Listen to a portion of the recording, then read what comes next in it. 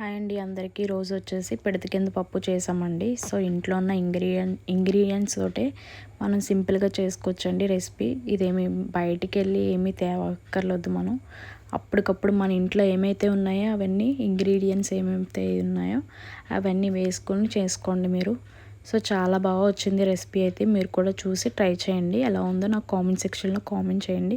నా వీడియో ఎవరెవరైతే చూస్తున్నారో ఇప్పటివరకు, నన్ను ఎవరెవరైతే ఇప్పటివరకు సపోర్ట్ చేస్తున్నారో చాలా థ్యాంక్స్ అండి. సపోర్ట్ చేసినందుకు నన్ను ఇంకెలా సపోర్ట్ చేయాలని మనస్ఫూర్తిగా కోరుకుంటున్నానండి. ఎవరైతే నన్ను ఇప్పటివరకు సపోర్ట్ చేశారో థ్యాంక్ యూ సో మచ్ అండి, నిజంగా చెప్పాలంటే మీకు. సో థ్యాంక్ యూ అండి, థ్యాంక్ యూ. ఇలాగే సపోర్ట్ చేయండి నాకు. ఇంకా వీడియోస్ పెడతాను నేను మంచిగా. రెసిపీస్ మీకు ఏం కావాలంటే అవి నాకు కామెంట్ సెక్షన్లో అడిగితే నేను ఆ రెసిపీస్ చేసి పెడతాను మీకు.